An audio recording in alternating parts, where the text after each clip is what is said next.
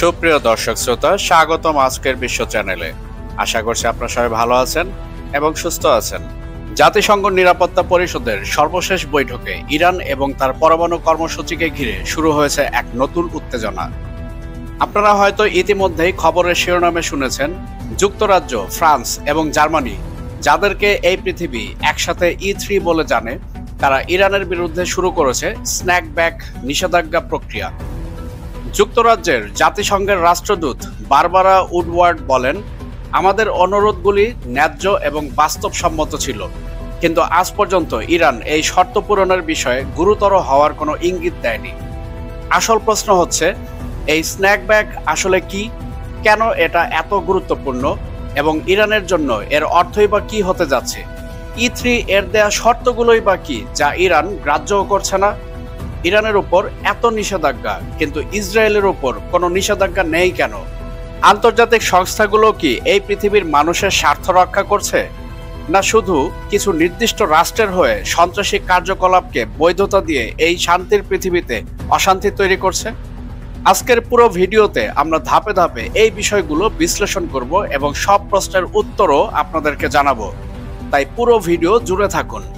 তবে ভিডিওর মূল পর্ব শুরু করার পূর্বে আপনাদের কাছে অনুরোধ থাকবে, আপনারা অবশ্যই আমাদের চ্যানেলটি সাবস্ক্রাইব করবেন এবং সেই সাথে সাথে অল বেল আইকন নোটিফিকেশনটি অন করবেন এবং আমাদের ভিডিও অবশ্যই লাইক ও শেয়ার করে আমাদের সাথেই থাকবেন। বন্ধুগণ, চলুন শুরু করি স্ন্যাপব্যাক এর ব্যাখ্যা দিয়ে। স্ন্যাপব্যাক হলো এমন এক বিশেষ প্রক্রিয়া যা জাতিসংঘ নিরাপত্তা পরিষদ 2015 সালের ইরান পরমাণু চুক্তির অংশ হিসেবে অনুমোদন করেছিল। এর অর্থ হলো, যদি ইরান চুক্তির শর্ত ভঙ্গ করে, তাহলে কোনো ভোটাভুটি ছাড়াই স্বয়ংক্রিয়ভাবে পূর্বের সব জাতিসংঘ নিষেধাজ্ঞা আবার কার্যকর হয়ে যাবে। এখন যুক্তরাজ্য, ফ্রান্স এবং জার্মানি বলছে, ইরান এত মাত্রায় ইউরেনিয়াম সমৃদ্ধ করেছে এবং IAEA পরিদর্শকদের কাজ এতটাই বাধাগ্রস্ত করছে, যার কারণে তারা আর অপেক্ষা করতে রাজি নয়। তাদের বক্তব্য স্পষ্ট, আমরা বহুবার ইরানকে সময় দিয়েছি, বলেছি IAEA কে পূর্ণ প্রবেশাধিকার দাও, অতিরিক্ত ইউরেনিয়াম মজুত কমাও এবং আলোচনায় বসো, কিন্তু ইরান কোনো ইতিবাচক পদক্ষেপ নেয়নি, তাই আমাদের আর কোনো পথ খোলা নেই। এর অর্থ হচ্ছে, আগামী 30 দিনের মধ্যে যদি ইরান কোনো পরিবর্তন না আনে, তাহলে জাতিসংঘের সব পুরনো নিষেধাজ্ঞা আবার ফিরিয়ে আনা হবে।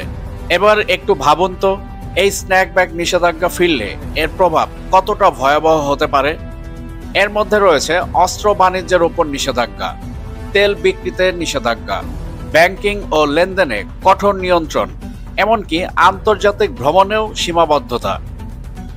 আরেকটি বিষয় খুবই গুরুত্বপূর্ণ, স্ন্যাপব্যাক কার্যকর হলে জাতিসংঘের সব সদস্য রাষ্ট্রকে আইনগতভাবে বাধ্য থাকতে হবে এই নিষেধাজ্ঞা মানতে। অর্থাৎ চীন, রাশিয়ার মতো দেশও সরাসরি না হলেও কূটনৈতিক চাপের মুখে পড়বে। এখন প্রশ্ন হলো, এই স্ন্যাপব্যাক শুরু করার সিদ্ধান্ত হঠাৎ এলো কেন? আসলে E3 একেবারে শেষ মুহূর্ত পর্যন্ত ইরানকে সময় দিয়েছিল। তারা 3টি শর্ত দিয়েছিল। প্রথম শর্ত, IAEA পরিদর্শকদের পূর্ণ প্রবেশাধিকার দিতে হবে। দ্বিতীয়ত, 60% এর বেশি ইউরেনিয়াম সমৃদ্ধকরণ বন্ধ করতে হবে। আর তৃতীয়ত বা সর্বশেষ, যুক্তরাষ্ট্র বা আমেরিকার সঙ্গে নতুন আলোচনায় বসতে হবে। কিন্তু ইরান এর কোনোটাতেই স্পষ্ট প্রতিশ্রুতি দেয়নি, বরং উল্টো বলেছে তাদের সিদ্ধান্ত আসবে জাতীয় নিরাপত্তা কাউন্সিলের বৈঠক থেকে। অর্থাৎ ইরান বিষয়টি দীর্ঘসূত্রতায় ফেলছে। ফলাফল, E3 বলল, যদি আর দেরি করি তাহলে ইরান পরমাণু বোমা বানানোর পথে আরো এগিয়ে যাবে, তাই স্ন্যাপব্যাক শুরু করতে তারা বাধ্য হলো। বন্ধুগণ, এখন চলুন দেখি ইরান এই স্ন্যাপব্যাক প্রসেস নিয়ে কি বলছে। তেহরান শুরু থেকেই অভিযোগ তুলেছে যে E3 আসলে নিজেদের সিদ্ধান্ত নিচ্ছে না, তারা আমেরিকার চাপে এই সিদ্ধান্ত নিয়েছে। ইরান বলছে, আমরা কোনো আন্তর্জাতিক চুক্তি ভঙ্গ করিনি, বরং 2018 সালে ডোনাল্ড ট্রাম্প প্রশাসন একতরফাভাবে JCPOA থেকে সরে গিয়েছিল। তাদের মতে, যুক্তরাষ্ট্র যখন প্রথমে বেরিয়ে গেল, তখন চুক্তি ভাঙার দায় ইরানের নয়, বরং যুক্তরাষ্ট্রের। আর এটাই ছিল বাস্তবতা। এখানে ইরানের যুক্তি স্পষ্ট, তারা নিজেদেরকে দায়মুক্ত প্রমাণ করতে চাইছে, পশ্চিমা চাপকে অন্যায্য হিসাবে তুলে ধরছে। এভাবে আন্তর্জাতিক সম্প্রদায়ের কাছে ইরান আসলে বলতে চাইছে, আমাদেরকে শাস্তি দেওয়ার অধিকার তাদের নেই, কারণ শাস্তি যদি দিতে হয় তাহলে আমেরিকাকে দিতে হবে, যারা 2018 সালে চুক্তি ভঙ্গ করেছিল। আমরা কোনো চুক্তি ভঙ্গ করিনি। তেহরানের পররাষ্ট্রমন্ত্রী সম্প্রতি বলেছেন, আমরা যদি জাতীয় স্বার্থের বিরুদ্ধে কিছু দেখি তাহলে কোনো চাপেই মাথা নত করব না, তবে আলোচনার জন্য দরজা এখনো খোলা রয়েছে।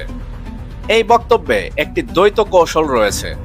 একদিকে ইরান দেশের আত্মসম্মানবোধ এবং সার্বভৌমত্ব রক্ষা করছে, অন্যদিকে আন্তর্জাতিক কূটনীতির দরজা পুরোপুরি বন্ধ না করে বরঞ্চ সঠিক উপায়ে আলোচনার পথ তারা সুগম করে রেখেছে। ইরানের ভেতরেও এই প্রশ্ন গুরুত্বপূর্ণ, কারণ ইরানের জনগণের একটি অংশ মনে করে পশ্চিমাদের সঙ্গে আলোচনা করলে অর্থনৈতিক চাপ কমতে পারে, ব্যবসা বাণিজ্য বাড়তে পারে। আর ইরানের জনগণের এই অংশ হচ্ছে মূলত পশ্চিমাদের নিযুক্ত এজেন্ট বা মধ্যপন্থী। আর এই মধ্যপন্থীদের মূল নেতাই হচ্ছে ইরানের বর্তমান প্রেসিডেন্ট মাসুদ পেজেশকিয়ান, যার কারণে তারা কথায় কথায় আমেরিকা এবং পশ্চিমা বিশ্বের চাপিয়ে দেওয়া শর্তগুলো মেনে নিয়ে ইরানকে অস্ত্রশূন্য করতে চায়। অন্যদিকে আরেকটি অংশ বিশ্বাস করে, আমরা যতই ছাড় দেই পশ্চিমারা ততই নতুন দাবি তুলবে এবং আমাদের স্বাধীনতা হরণ করার পুনরায় চেষ্টা করবে।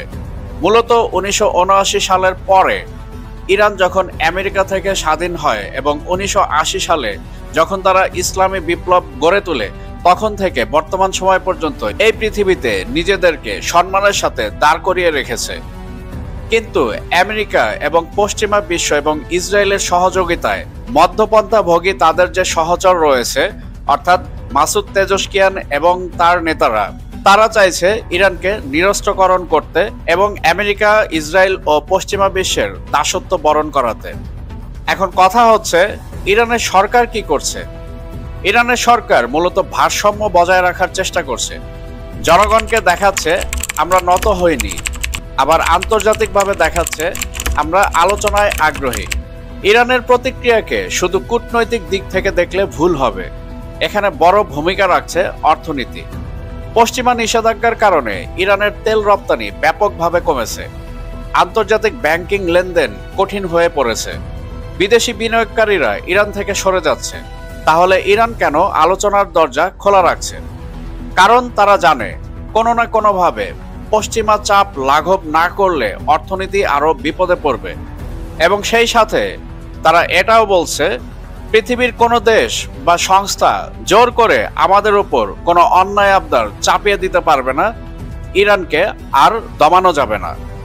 ইরান আরও বলছে, E3 মূলত মধ্যপ্রাচ্যে তাদের আঞ্চলিক ভূমিকাকে কমানোর জন্যই চাপ দিচ্ছে। তাদের অভিযোগ, আমেরিকা ও ইউরোপ ইসরায়েলের পক্ষে অবস্থান নিয়ে সব সিদ্ধান্ত নিচ্ছে।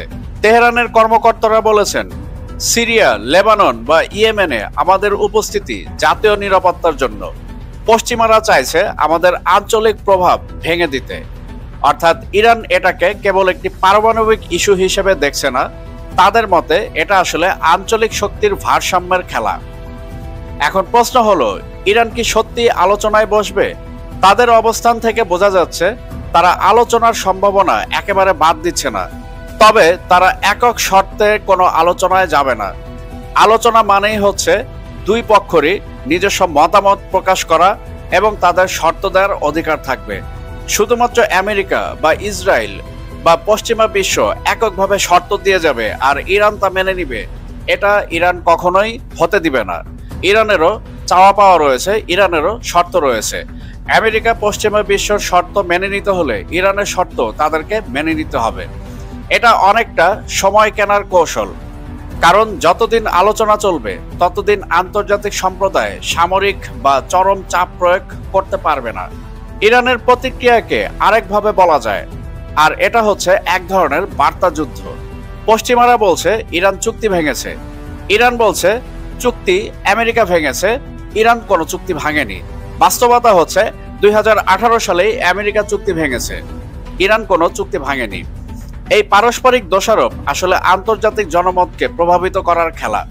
কে কাকে বেশি বিশ্বাসযোগ্য প্রমাণ করতে পারে, এটাই আসল প্রতিযোগিতা। বন্ধুগণ, একটা বিষয় না বললেই নয়, এখানে বাংলাদেশের মতো দেশও পরোক্ষভাবে প্রভাবিত। কারণ ইরান যদি চাপের মুখে আরো কঠোর হয়ে যায়, তাহলে মধ্যপ্রাচ্যে অস্থিতিশীলতা বাড়তে পারে।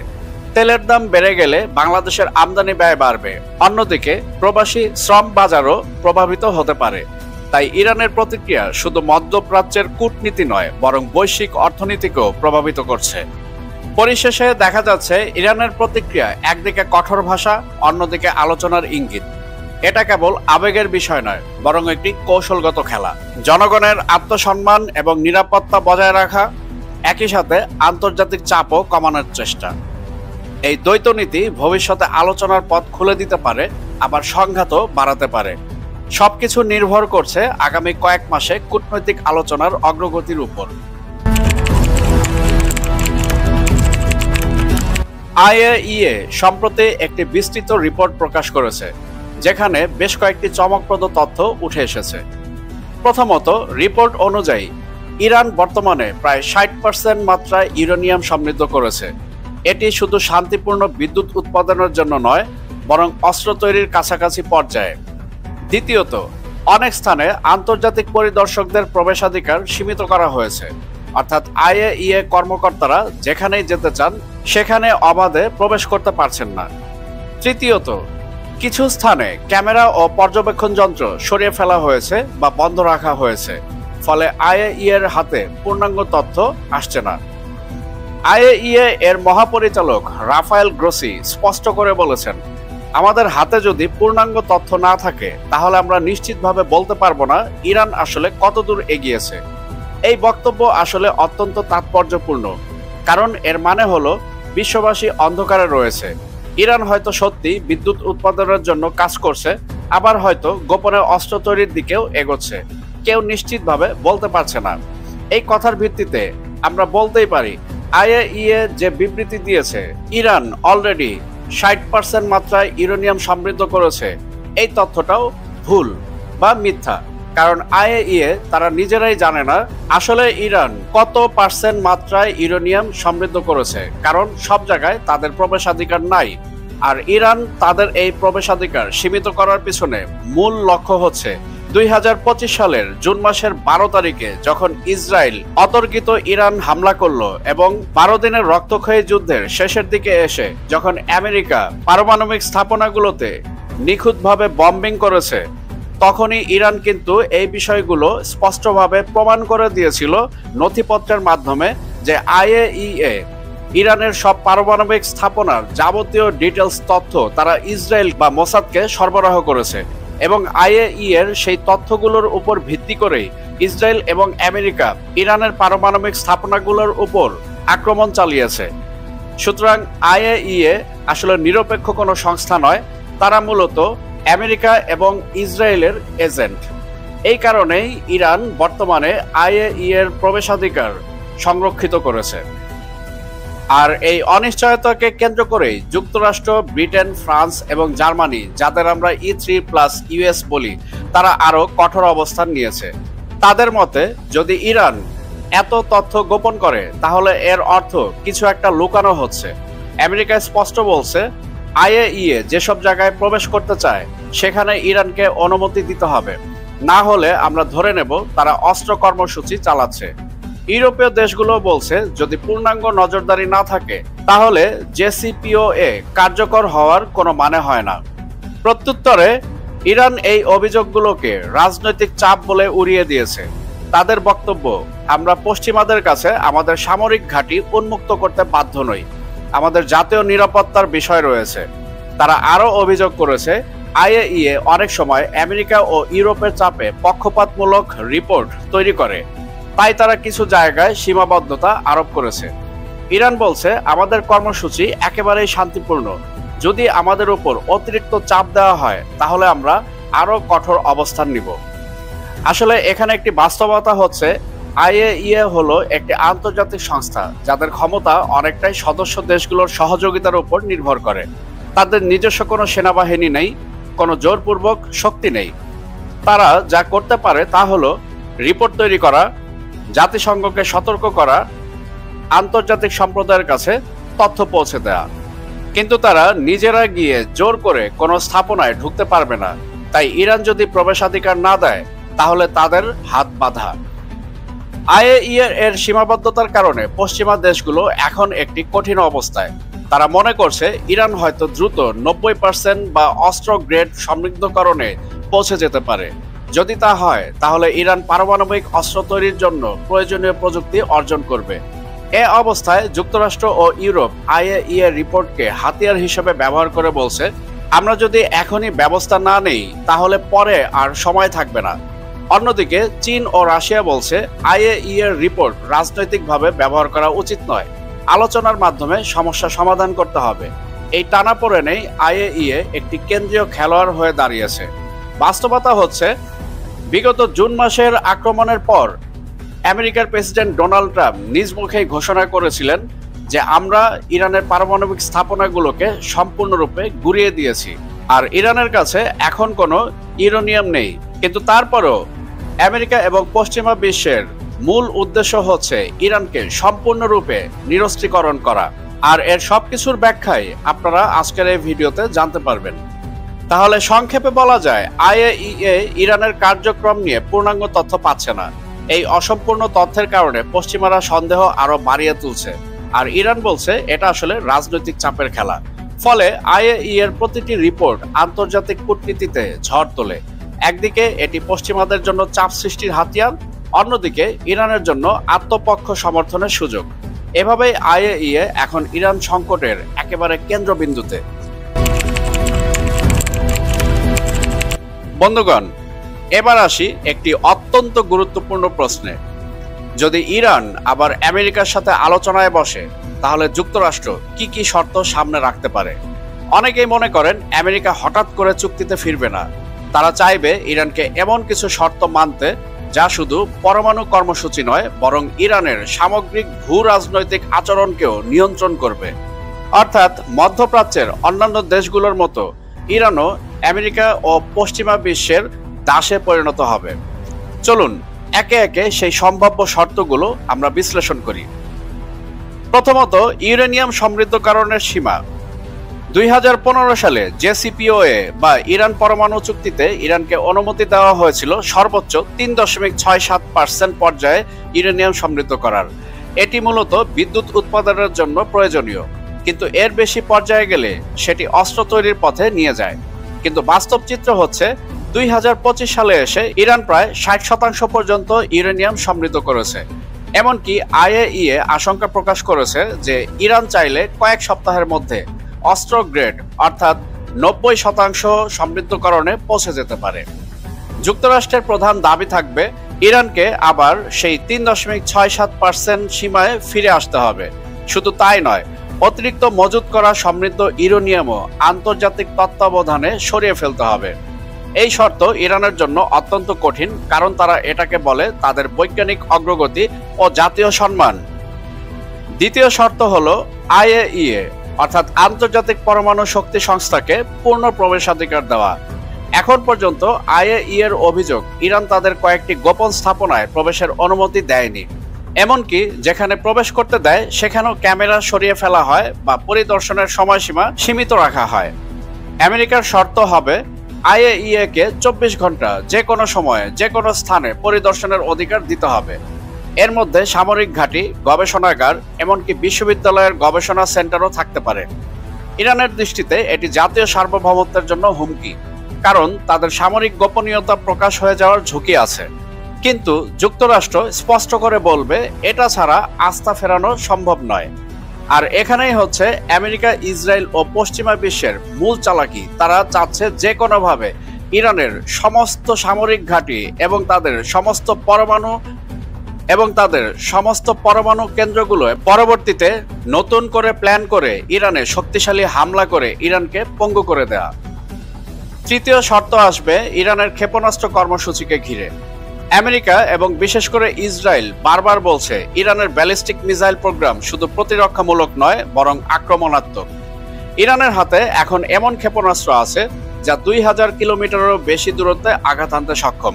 সম্প্রতি ইরান উন্মোচন করেছে নতুন ICBM ক্ষেপণাস্ত্র, যা 12,000 কিলোমিটার দূরত্বে গিয়ে খোদ আমেরিকাতেও আঘাত হানতে সক্ষম।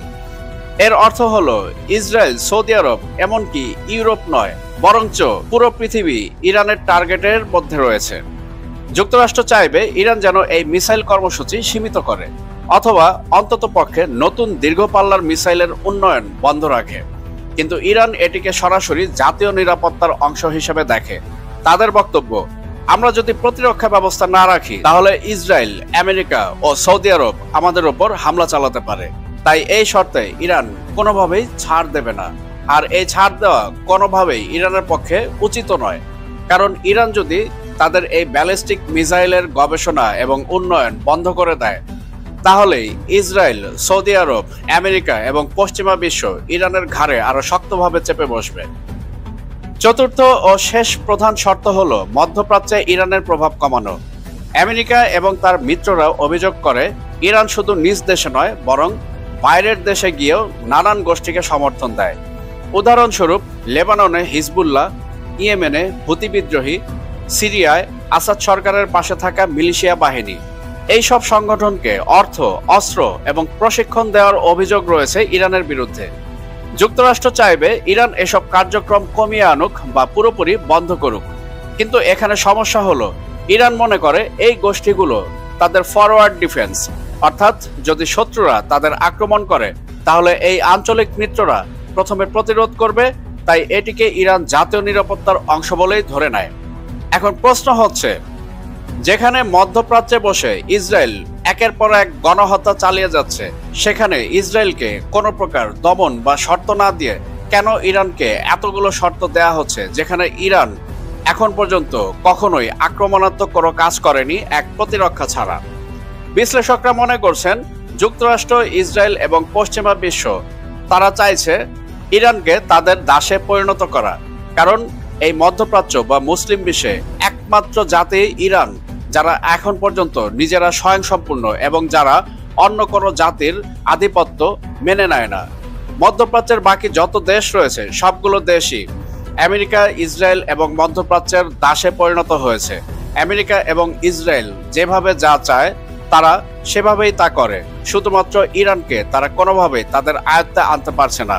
তাই আমেরিকা এবং পশ্চিমা বিশ্বের এই চাল এবং আলোচ্য এই শর্তগুলোই খুব শীঘ্রই ইরানের উপর তারা প্রয়োগ করার চেষ্টা করবে।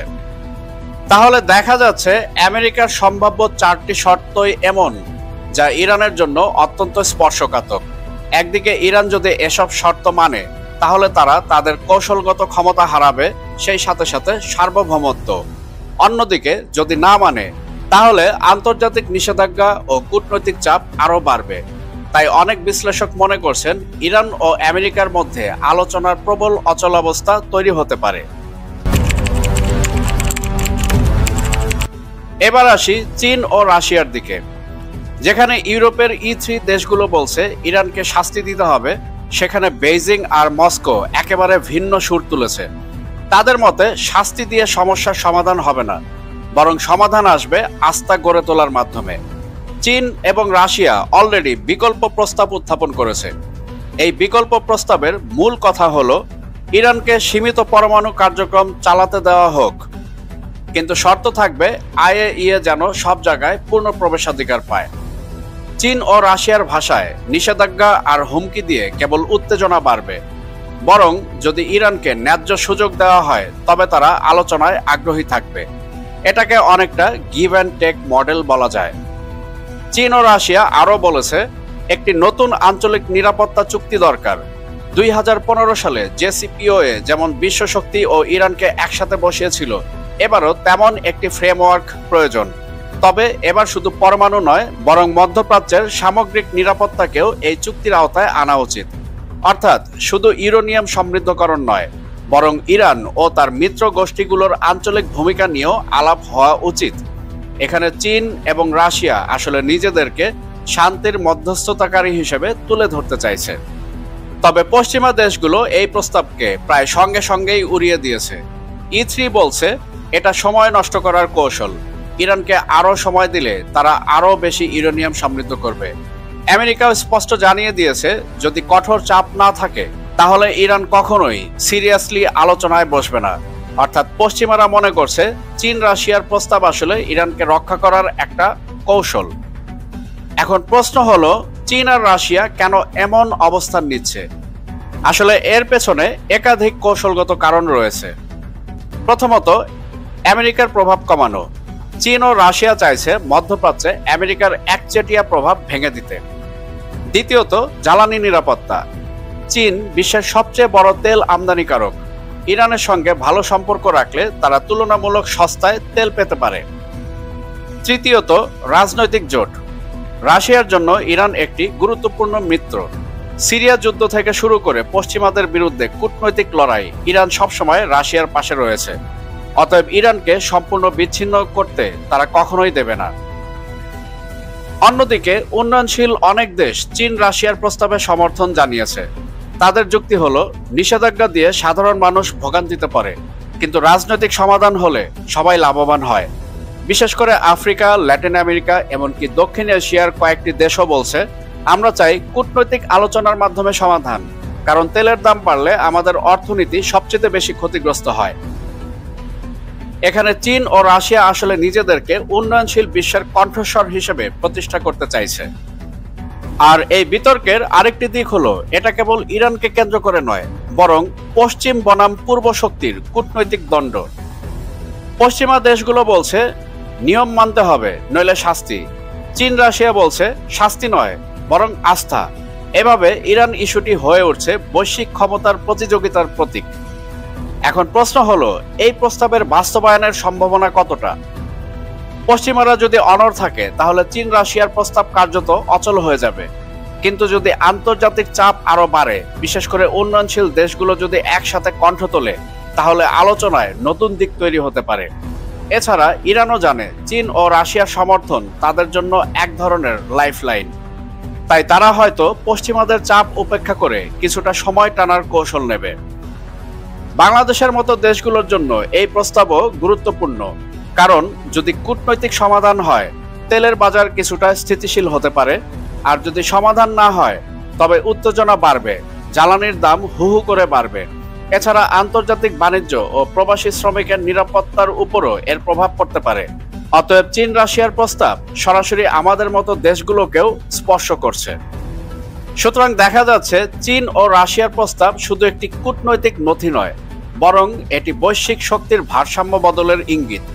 পশ্চিমারা যেখানে চাপ ও শাস্তির পথ বেছে নিয়েছে, সেখানে পূর্বরা বলছে আস্থা আর সহযোগিতা।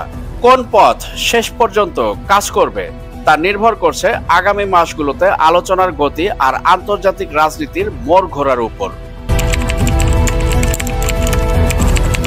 এবার আসি ভবিষ্যতের কূটনীতি আর আন্তর্জাতিক প্রভাবের দিকে। পুরো বিষয়টি এখন একেবারে দ্বিমুখী অবস্থায় দাঁড়িয়ে রয়েছে।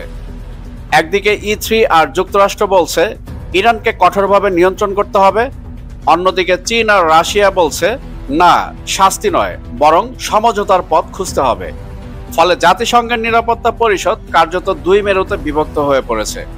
এই বিভক্তির ফলে এখন বড় প্রশ্ন দাঁড়িয়েছে, জাতিসংঘ কি আদৌ কার্যকর কোনো সিদ্ধান্ত নিতে পারবে?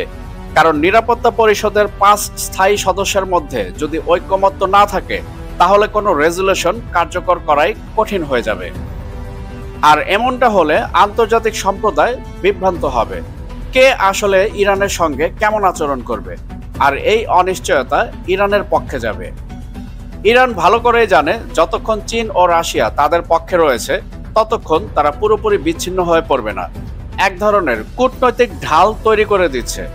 ফলে তারা হয়তো আরো আত্মবিশ্বাসী হয়ে বলবে, আমরা আমাদের কর্মসূচি চালিয়ে যাব, পশ্চিমাদের চাপেও মাথা নত করব না। আসলে বাস্তবতা হচ্ছে, ইরানের সর্বোচ্চ নেতা আয়াতুল্লাহ আল খামেনি অলরেডি এই কথা বিশ্ববাসীকে জানিয়ে দিয়েছেন। তিনি সবার সামনে স্পষ্ট করে বলে দিয়েছেন, ইরান কোনো সংস্থা, কোনো দেশ বা কোনো জাতির কাছে মাথা নত করবে না। ভবিষ্যতে ইরান হয়তো আলোচনায় বসবে, কিন্তু সেটা তাদের শর্ত মেনে, যেখানে তারা নিজেদের পরমাণু ক্ষমতা হটাতে চাইবে না।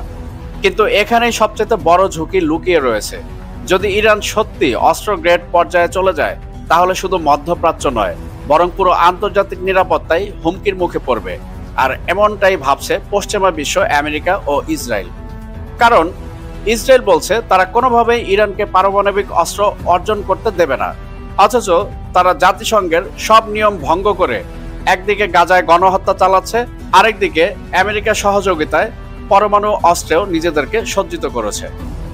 সৌদি আরব সহ উপসাগরীয় দেশগুলো তখন নিজেদের নিরাপত্তা বাড়াতে পারমাণবিক প্রযুক্তি চাইতে পারে। ফলে শুরু হতে পারে আঞ্চলিক অস্ত্র প্রতিযোগিতা। অর্থাৎ আজকের কূটনৈতিক দ্বন্দ্ব আগামীতে হয়ে উঠতে পারে সামরিক সংঘাতের বীজ। এখন শুধু নিরাপত্তায় নয়, অর্থনীতির দিক থেকেও এর প্রভাব ভয়াবহ। তেলের বাজার সরাসরি ইরানকে ঘিরে থাকা উত্তেজনায় প্রভাবিত হয়। যদি নিষেধাজ্ঞা আরও বাড়ে, তেলের সরবরাহ কমে যাবে। আর যদি সংঘাত শুরু হয়, তাহলে দাম আকাশচুম্বী হতে পারে। এর ফল কি হবে? উন্নয়নশীল দেশগুলো যেমন বাংলাদেশ, ভারত, পাকিস্তান সবচেয়ে বেশি চাপের মুখে পড়বে, কারণ তাদের অর্থনীতি সরাসরি তেলের দামের উপর নির্ভরশীল। তাহলে এখন সামনে কি কি সম্ভাবনা খোলা রয়েছে? নাম্বার 1, আলোচনার পথ। যদি পশ্চিমারা কিছুটা নমনীয় হয়, তবে নতুন কোনো সমঝোতা হতেও পারে। নাম্বার 2, অচলাবস্থা। যদি বর্তমান অবস্থান থেকে কেউ সরে না আসে, তাহলে অচলাবস্থা দীর্ঘস্থায়ী হবে। নাম্বার 3, সংঘাতের ঝুঁকি। যদি ইরান দ্রুত আগায় আর পশ্চিমারা তা মেনে না নেয়, তাহলে সামরিক সংঘাত ঘটার আশঙ্কা উড়িয়ে দেওয়া যাবে না।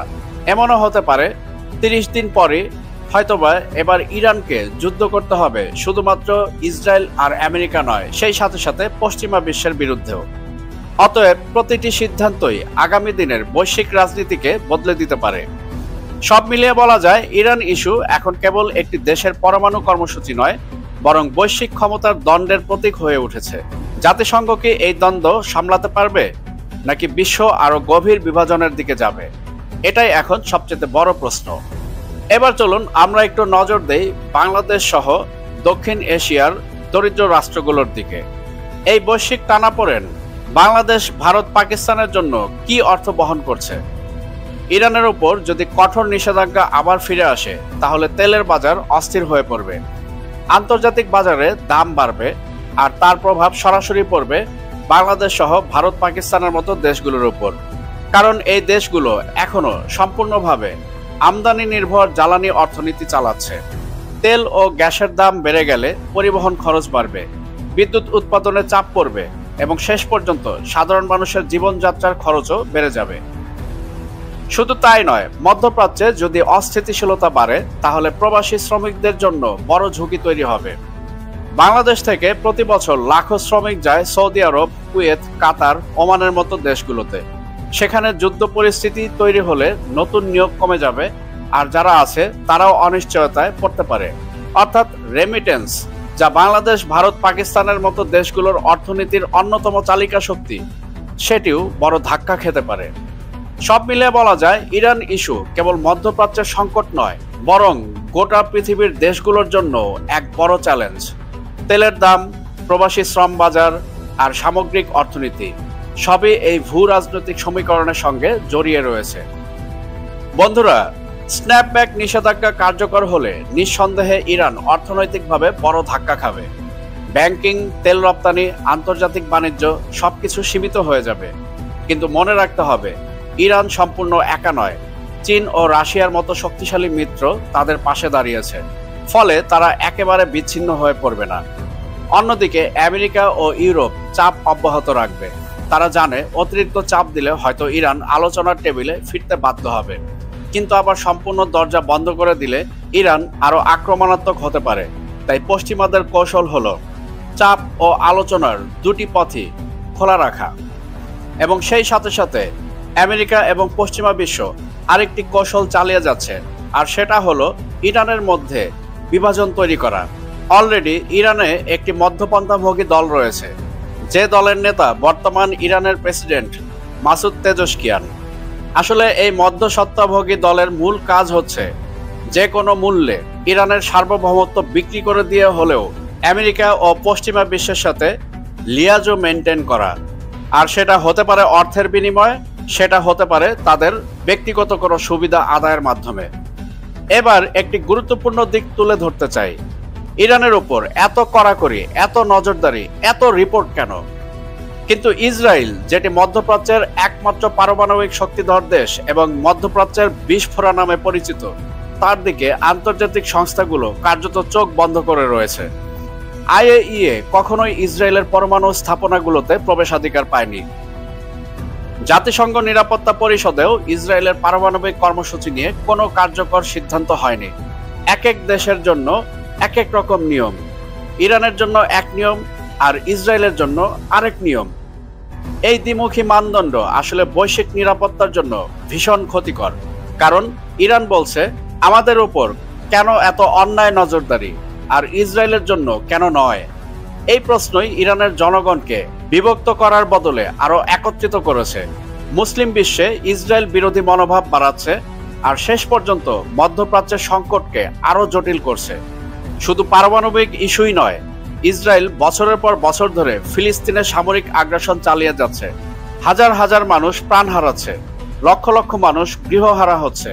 আন্তর্জাতিক মানবাধিকার সংস্থাগুলো একে স্পষ্টভাবে জেনোসাইড বা গণহত্যা বলছে, কিন্তু তবুও পশ্চিমা বিশ্ব থেকে তেমন কোনো পদক্ষেপ দেখা যায় না। বরং ইসরায়েল আন্তর্জাতিক আইন ভঙ্গ করেও পারমাণবিক অস্ত্র ধরে রেখেছে, আর সেই অস্ত্র কখনো আইএইএ বা জাতিসংঘ দ্বারা পরিদর্শিত হয়নি। এটা শুধু ফিলিস্তিনের জন্য নয়, পুরো পৃথিবীর জন্য বিপজ্জনক। কারণ যে দেশ গণহত্যা চালাতে পারে, তার হাতে যদি পরমাণু অস্ত্র থাকে, তাহলে তা বৈশ্বিক শান্তির জন্য এক বিশাল হুমকি। কারণ ইসরায়েল শুধু ফিলিস্তিন রাষ্ট্রকেই ধ্বংস করেনি, বরঞ্চ তারা সিরিয়া, লেবানন এবং ইয়েমেনেও প্রতিনিয়তই আক্রমণ চালাচ্ছে। তাহলে সামনের চিত্র কি দাঁড়াচ্ছে? যদি E3 এর চাপ ও স্ন্যাপব্যাক নিষেধাজ্ঞা কার্যকর হয়, ইরান হয়তো আলোচনায় ফিরবে, তবে চরম অনিচ্ছায়। যদি আলোচনার দরজা পুরোপুরি বন্ধ হয়, তাহলে ইরান হয়তো দ্রুত পারমাণবিক অস্ত্রের দিকে এগোবে। আর যদি চীন রাশিয়ার প্রস্তাব কোনোভাবে গ্রহণযোগ্য হয়, তাহলে হয়তো নতুন একটি আঞ্চলিক নিরাপত্তা কাঠামো গড়ে উঠতে পারে। কিন্তু একটা কথা ভুলে গেলে চলবে না, ইরানের সর্বোচ্চ নেতা আয়াতুল্লাহ আল খামেনি তিনি অলরেডি শরীয়তি ব্যাখ্যা দিয়েছেন, আর সেটা হচ্ছে পারমাণবিক অস্ত্র ইসলাম বিরোধী, শরিয়া বিরোধী। তাই তিনি পারমাণবিক অস্ত্র তৈরি করার জন্য ইরানকে কোনো প্রকার পারমিশন দেননি। তাই ইরান বাস্তবিক অর্থে পারমাণবিক অস্ত্রের দিকে এগোচ্ছে না, আর এটা আমেরিকা ও ইউরোপিয়ান ইউনিয়ন খুব ভালো করেই জানে। কিন্তু তারপরেও আমেরিকা এবং ইউরোপিয়ান ইউনিয়ন চাচ্ছে ইরানকে কোণঠাসা করতে, যাতে করে তারা কোনো প্রকার অস্ত্র উৎপাদন না করতে পারে, এবং প্রয়োজনীয় অস্ত্র যা দেশ রক্ষা এবং সার্বভৌমত্ব রক্ষার জন্য প্রয়োজন, তা যেন ইরান নিজে উৎপাদন না করে আমেরিকা ও ইউরোপ থেকে কিনে নেয়। স্ন্যাপব্যাক নিষেধাজ্ঞা ইরানকে হয়তোবা ধাক্কা দেবে, কিন্তু চীন রাশিয়া সমর্থনে তারা একেবারে ভেঙে পড়বে না। অন্যদিকে আমেরিকা ও ইউরোপ চাপ অব্যাহত রাখবে, আবার আলোচনার দরজাও খোলা রাখবে। কিন্তু এখানে বড় প্রশ্ন, কেন ইরানের উপর এত নজরদারি? বন্ধুগণ, আপনি কি মনে করেন ইরান কি সমঝোতায় আসবে, নাকি নিষেধাজ্ঞা উপেক্ষা করে নিজেদের পথে হাঁটবে? আপনার মূল্যবান মতামত আমাদেরকে কমেন্টে লিখে জানাতে ভুলবেন না। ভিডিও শেষ করার পূর্বে আপনাদের কাছে অনুরোধ থাকবে, আমাদের চ্যানেলটি সাবস্ক্রাইব করে আমাদের সঙ্গেই থাকবেন এবং সেই সাথে সাথে all bell icon notification on করে দিবেন, যাতে করে পরবর্তী যে কোনো আপডেট আপনি সবার আগে পেতে পারেন। আর অবশ্যই আমাদের ভিডিও লাইক এবং শেয়ার করবেন। বন্ধুগণ, ভিডিও আজকার দীর্ঘায়িত করছি না। আমি আপনাদের সবার সুস্বাস্থ্য কামনা করছি। আপনারা সবাই ভালো থাকবেন, সুস্থ থাকবেন। আজকের বিষয়ের সাথে থাকার জন্য আন্তরিক ধন্যবাদ।